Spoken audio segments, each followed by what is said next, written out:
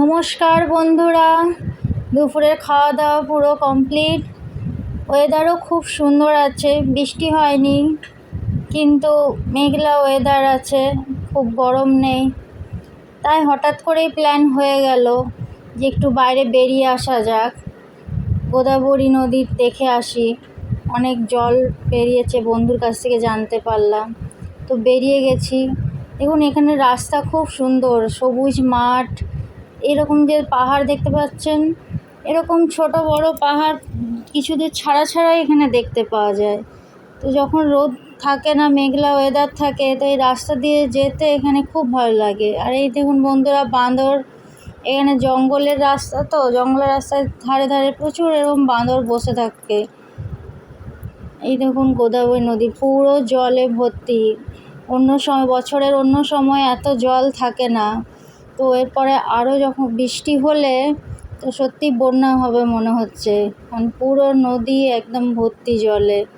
আর এই যে ব্রিজটার উপরে যাচ্ছে, ব্রিজটা অনেক বড়, এখানে নদীটা অনেকটাই চওড়া।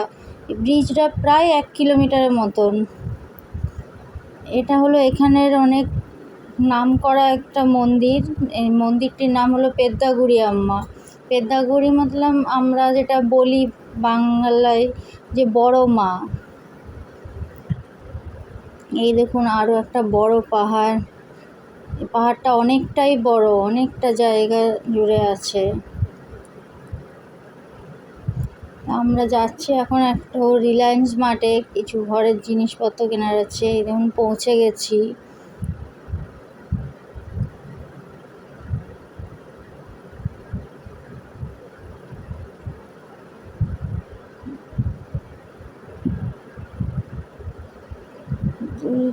রিলায়েন্স মার্টের ভেতরে আর হয়নি ভিডিও করা, তো এই ঘরেরই কিছু টুকিটাকি জিনিস, বাচ্চারা আছে, বাচ্চাদের জন্য কেক, বিস্কুট। সামনে আমার ছোটো মেয়ের জন্মদিন আছে, তো 2টো 5 স্টারের প্যাক কিনে নিয়েছি, ও স্কুলে দেওয়াতে কাজে লাগবে।